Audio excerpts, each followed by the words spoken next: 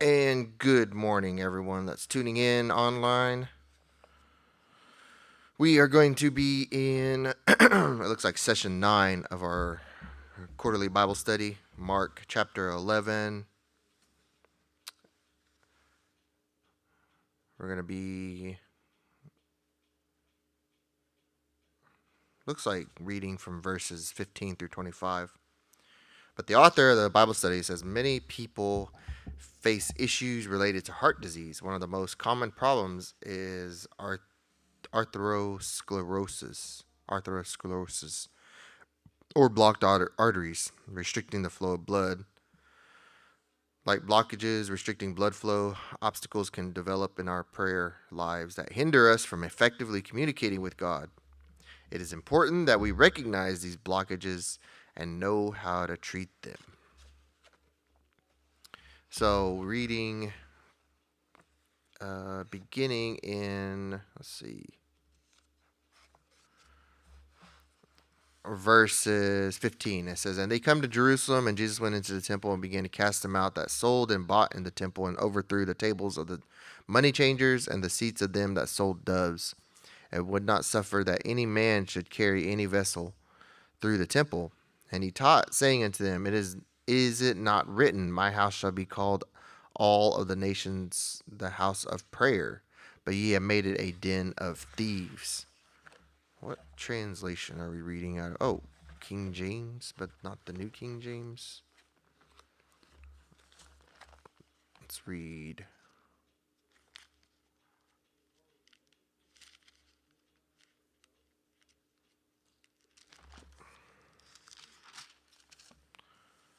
They came to Jerusalem. He went into the temple complex and began to throw out those buying and selling in the temple. He overturned the money changers' tables and the chairs of those selling doves, and would not permit anyone to carry goods through the temple complex. Then he began to teach them, Is it not written, My house will be called a house of prayer for all nations, but you have made it a den of thieves?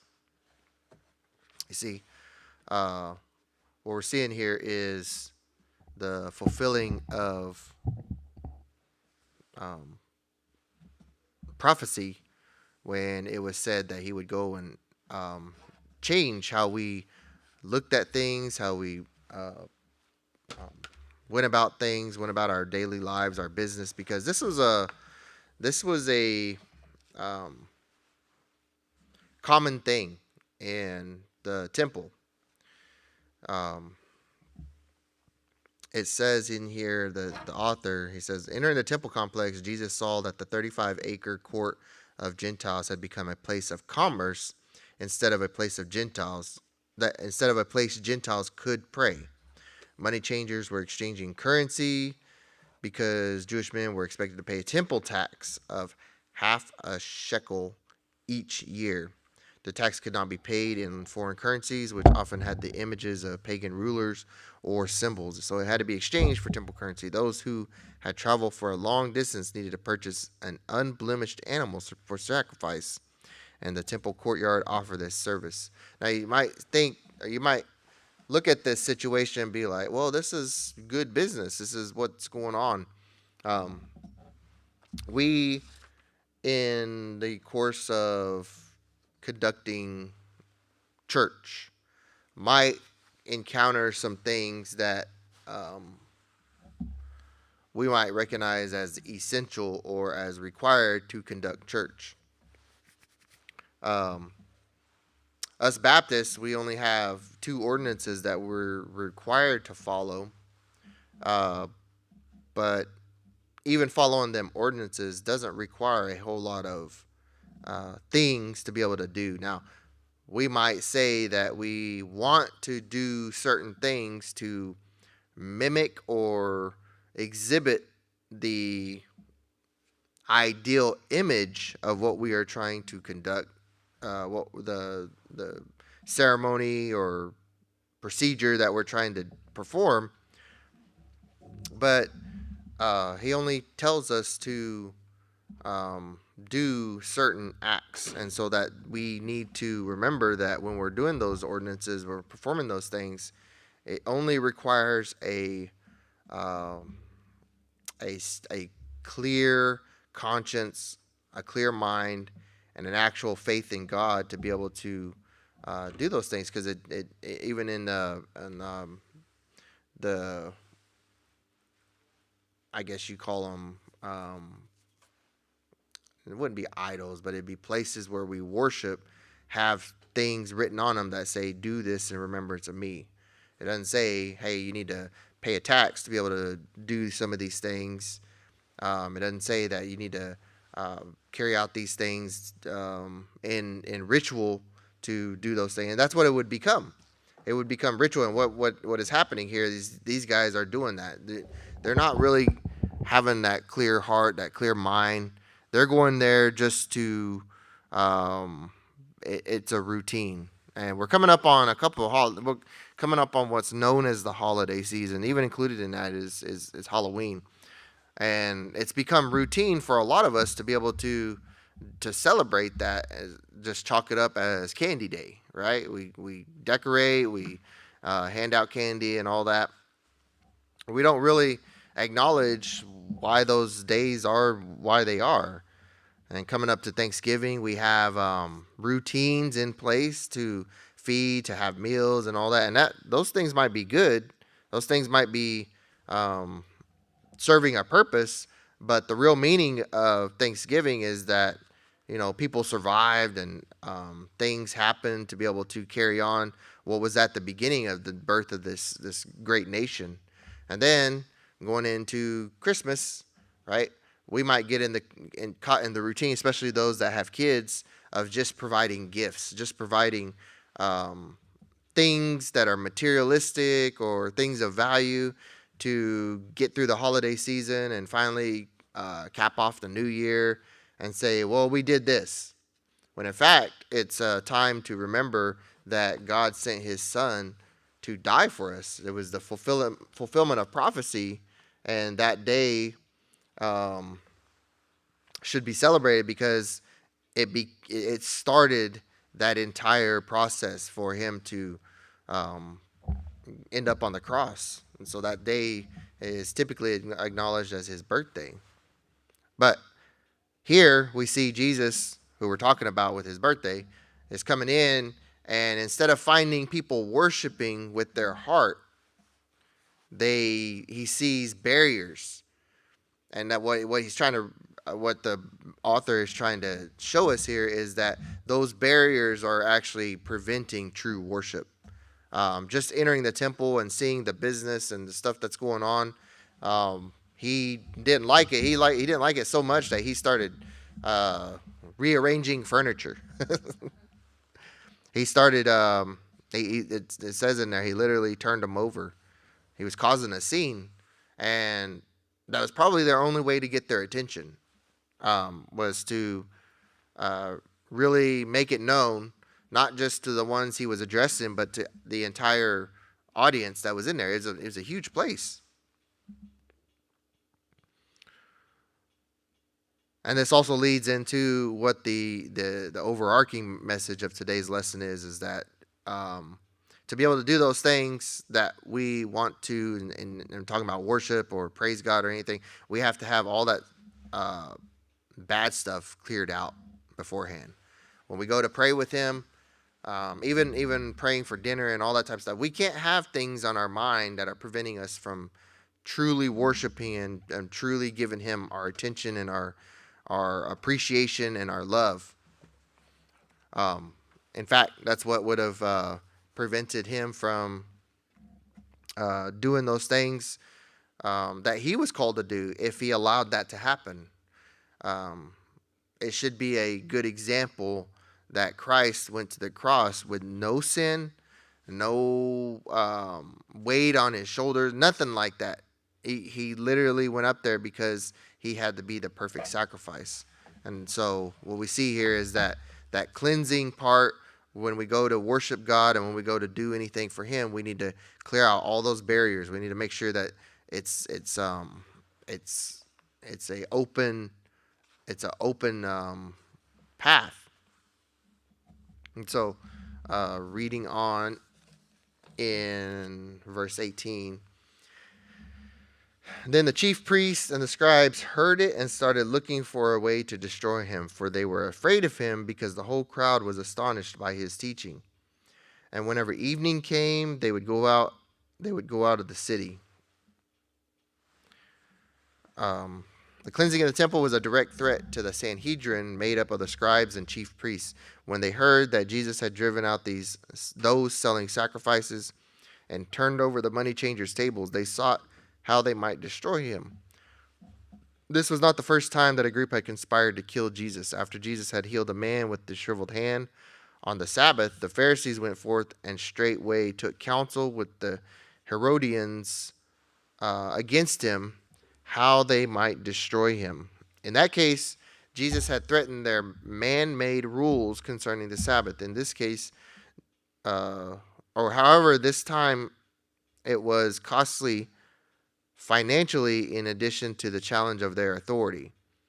The religious leaders jealously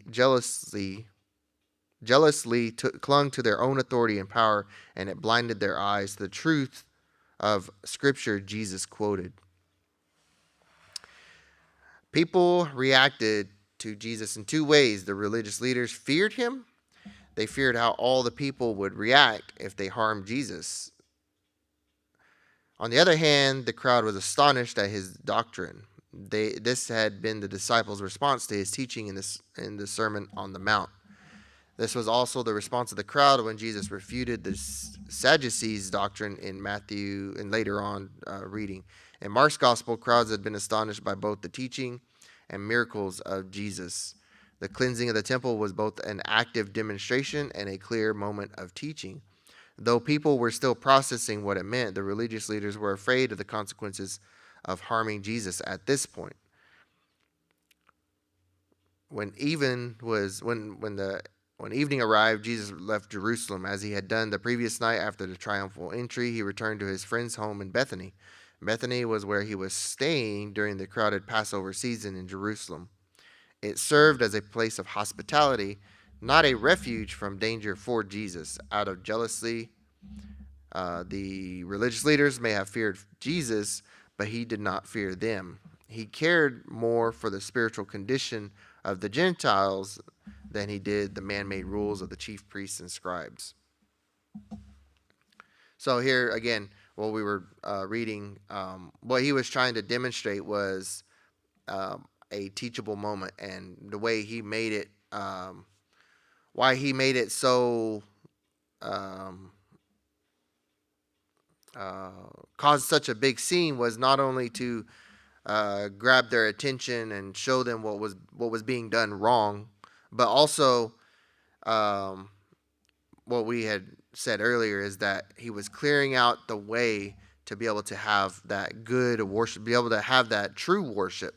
We can't have anything, we can't have any barriers in between us. If we were really concerned, if we were truly concerned about our worship with God, we would take care of those things that are preventing us. And that's what he's trying to show here. Not the author's trying to show that, well, that's what Jesus was demonstrating, was that this wasn't true worship what was going on. So he had to turn it on its head. But in that same way, the people watching him, the people spectating what was going on, could also say, well, we need to do this same thing. We need to take care of the things in between us and God so that I can fully devote my time and my attention to what he's trying to do for me. And if we truly, like the Gentiles when they were going through there, they were probably being misled as well.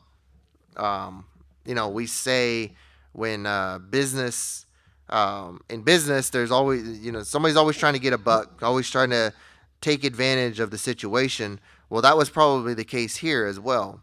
The Gentiles were coming to what they thought they had true worship, and then they were being led astray because they said, well, you need to buy this dove, or you need to buy this sacrifice. And then they might have been started competing with each other. Well, that one's not really that clean. This one's clean, right? So you see where commercials today, right? You might need a service, you might need a thing, and people are always trying to prop it up. but really it's just they're trying to take your money because uh, you might not really know what you need, and that's where we see some of those the off the wall preachers and off the wall televangelists when they're talking about selling certain holy things and saying this is going to help you in this way and help you heal and all that type of stuff. That it's the same thing. They're trying to get in between you because you're needing something to worship God with, and they're wanting to satisfy that material need. But that's all it is. It's a worldly material need, and you don't need it to be able to truly worship God. And that's what Jesus was trying to show everybody: is come to Him, because it's not required that you have to have these certain things. They have made up all these rules, and you said we might see that in our native people today. To be native, you need to wear these certain things. You need to wear animal skins. You need to wear these beads or whatever. No, native means that you know our culture, you know your language, you know where you come from, you know all that stuff. Um, some people are just trying to materialize, trying to show that on the outside that you're Indian, but if you don't know any of those things inside, you're not anything. And that goes for any culture. You could apply that same view to any culture. What it means to be certain nationalities or ethnicities. People will sell you everything. So, moving on into verse 20. It says, early in the morning, as they were passing by, they saw the fig tree withered from the roots up. Then Peter remembered and said to him, Rabbi, look, the fig tree that you cursed is withered. And 25. Jesus replied to them, have faith in God. I assure you, if anyone says to this mountain, be lifted up and thrown into the sea, and does not doubt it in his heart, but believes that it will happen, but believes that what he says will happen, it will be done for them. Therefore, I tell you, all the things you pray and ask for, believe that you have received them, and you will have them. And whenever you stand praying, if you have anything against anyone, forgive him, so that your Father in heaven will also forgive you your wrongdoing. And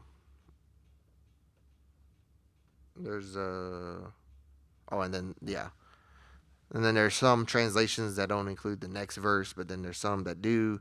But it's a good follow-up to what the author is trying to teach here, because it shows the other side.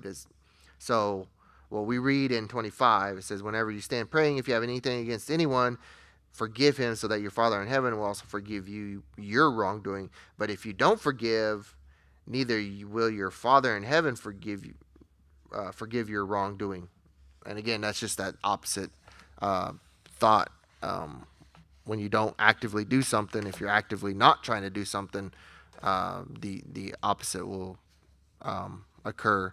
And that's not, we might get into, if you was talking to other non-believers and people who have ideas of other things in the world, you might think that that is karma, but it's not. It's not a, if you do this, you put out good in the world, good will return back. It's the covenant relationship that Jesus and God established with us, is that because he first loved us, we should then return love to him, because he's given us life and all this type of stuff. And it's not because we get to live a good life that we're going to have an even better afterlife. It's because we weren't able to achieve those things ourselves. And so he sent his son to die for us. And in return, if we believe him, we will have those good things. It's a covenant relationship. It's not something that is just out there in the world and it's just going to happen just because you said it was going to happen, or you didn't say, you did bad things, and so bad things are going to return. You did bad things, you're not fulfilling the covenant relationship. And so there has to be somebody to provide for that. And karma doesn't make a place for that. That says good for good, bad for bad. Whereas Jesus says, even though you've done those bad things and you trust and have place your faith in Jesus Christ that he paid the price for those bad things, then you're good. Now, you might have consequences in the world, but your soul, your spirit is taken care of. And that's that covenant relationship. That's not something that some people might chalk up to, well, that what's in here is karma. No, it's not. That's not explaining that. But back to what we were talking about. It says, as Jesus and his disciples returned the next morning to participate in the Passover festivities, they passed by the same fig tree that he had cursed in the earlier verses. The fig tree dried up from the roots, which was astonishing to the disciples because previously it had leaves. Jesus had cursed the tree and had withered on the vine. Peter, calling Jesus Master, sought understanding by noting that the tree had withered after Jesus cursed it. The meaning of the encounter with the fig tree was clear. The religious system of Israel had leaves, but no fruit.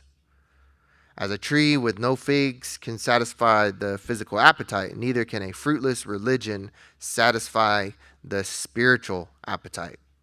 Even though the figs were not in season when Jesus cursed the tree, the meaning was the same. Fruitless religion was a parallel to a fruit tree that had no fruit. Though it may appear at first glance that Jesus' words in these verses do not connect with the account of the fig tree, they fit nicely. Jesus encouraged his disciples to have faith in God. Many people had placed their faith in the withered fig tree, the temple and its observances, and had forgotten that the temple was to point them to God. The religious leaders had let them down. God, not the temple, should be the object of their faith. And this goes on to when he arrived to the temple complex, and then seen all the business that was occurring. It wasn't that they were conducting business. It was that they were conducting business in place of spiritual worship, in place of what the temple was erected for, was built for, had its purpose for in the first place, for God and for worship of him, to be able to conduct those prayers and all that type of stuff. And we see this in some areas in our ministries and those ones. I'm not trying to call them out because the funds and all that business might be used for good things, but it shouldn't be in place of worshiping God. We see where fundraisers are used to, instead of having true worship, they're used in place of trying to do some of these things in an effort to raise funds to conduct business for whatever reason. And that's where we have to be careful, because it can seem lucrative, it can seem attractive to be able to continue those things, but the reason that you're at church, the reason that you're a congregation, the reason you're in fellowship is to worship the Lord. Now, there are bills. We live in a world where the usual method of conducting business or conducting these things requires business transactions, right? We have to pay for the lights, we have to pay for those things. But when you break it down to it, you don't need those things.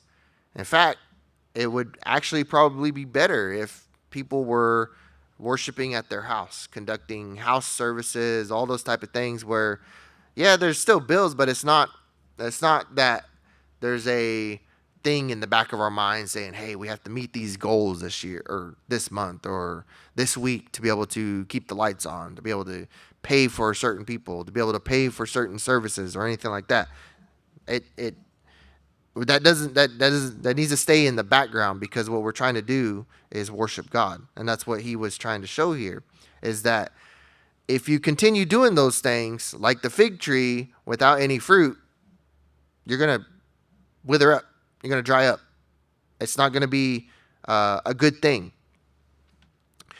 Jesus demonstrated the power of faith by announcing that the one who did not doubt in his heart could speak to the mountain and cast it into the sea. A mountain was symbolic of difficulty. On a clear day, one could stand on the Mount of Olives and look all the way to the Dead Sea. The imagery was picturesque in terms of geography, accessible to all in that moment. Perhaps Jesus was referring to the Temple Mount as being that mountain cast into the sea. In that case, Jesus was emphasizing the importance of faith over empty religious ritual. Faith in God would make the temple rituals obsolete, and that is exactly what happened when, at the death of Christ, the temple veil was torn into two pieces. Jesus stated that faith is indispensable to answered prayer. The self-centeredness of the religious leaders had hindered the Gentiles' prayers in the place God had designed to meet with them. Jealousy of Jesus' influence over others had hindered the prayers of the religious leaders who decided to kill Jesus rather than to listen to him. Miraculous faith given to the believer by God would be the element that opened those blockages to prayer in the lives of individuals. Verse 24 is not a plea for people to pray for God to change what is in his plan. Rather, it calls for a passionate pursuit of God by faith that allows us to see his plans accomplished in us. Believe and receive is not a blank check or a genie in a bottle, but rather a call to tune our hearts to the will of God. Again, that's what we're talking about here, is that what he's showing us is it takes worship of our spirit, of our heart, to be able to really truly understand and work and serve him. It doesn't take these things in the middle. What they had literally abused was temple sacrifices and all that. It became a business for some of these people.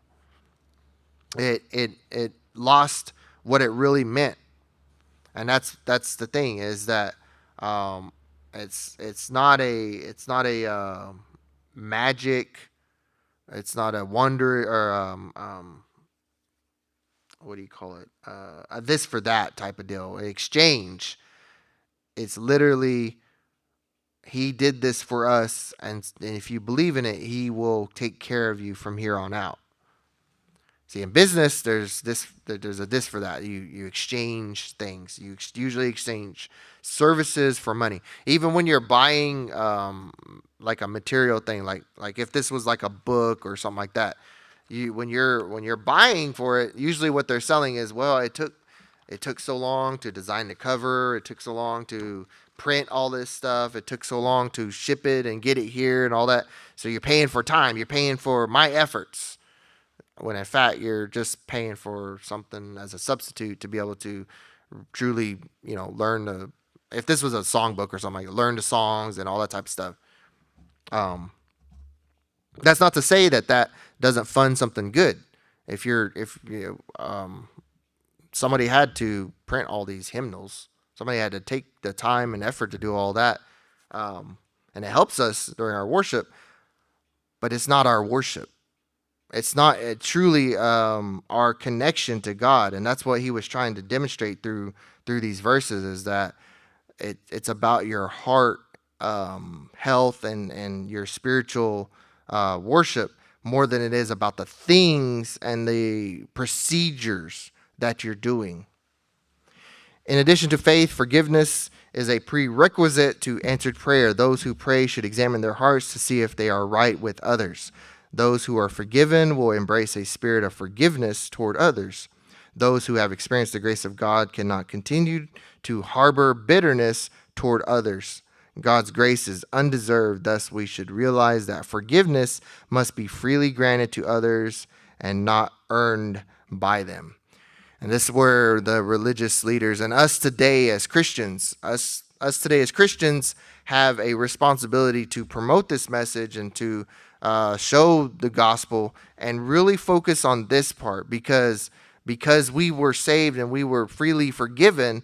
We should also be promoting that message to those others and not try to make people earn those things, because we didn't earn it. We should also let other people know that you don't have to work for this. You don't have to do some of these things that people are saying. I go back to the crazy late night. People were trying to sell you things. You don't have to buy that holy water to pray. You don't have to buy that holy piece of ribbon. I remember Brother Junior saying that he was going to like uh, bead some native beads and stuff like that and sell them and say these are prayer beads. You don't have to buy those to pray to him. You just have to have that good heart, that good clean heart. And if you don't have that clean heart, ask him for forgiveness. And it's as simple as that. And because we understand that, we have to make sure that when we're promoting that message, that we don't say the same thing. You have to buy these prayer beads. You have to buy this holy water to be able to have a good life and be able to have those answered prayers. No, it was unearned by us. It was grace that saved us. And by that, all you have to do is come to that understanding that Jesus will do that for you too. You just have to put your faith and trust in him. You have to acknowledge the ABCs: acknowledge, believe, and confess. Otherwise, if you're doing those things out of procedure, out of protocol, it becomes empty. And in that same way, what I was referring to with our native culture, and this is any culture, any ethnicity, what makes you who you are and special in the world is not those things that you practice and all that type of stuff. It's your belief. It's your belief that you come from a different area. And that's what Jesus sent them all out. You can read in the Bible. He sent all those people out, the 12 tribes, and then the rest of the world. And because the original people that he was trying to minister to, what we see is the Sadducees, the Pharisees, the religious elite, the leaders of the church, of the temple, and all that, because they rejected him, he then took that message to the rest of the world. And because it was accepted by them, and he sent his son to die for everybody, the prophecy was fulfilled. And the rest of it is that, he's going to come back. He's going to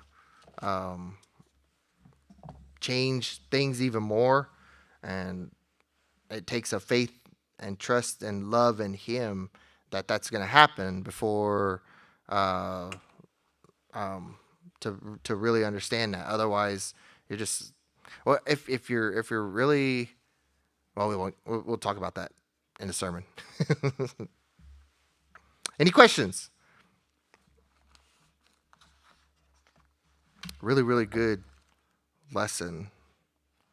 And we are almost done, actually. So let's see.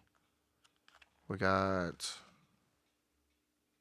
4 more, and it looks like we'll end it on Thanksgiving. Are we ready for another quarterly? Next one is session 10. Returning.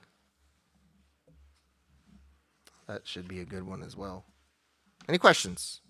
Comments? Any questions from, I don't know. I don't have my phone on me. Those of you online, if you got any comments, if you got any praises, prayer requests, and all that type of stuff, you guys can leave it here. We'll be back here in a few minutes to start our worship service. But you can leave comments, interact. All right. Well, if we're done with that, then Brother Ken, would you go ahead and dismiss us from Sunday school with a prayer?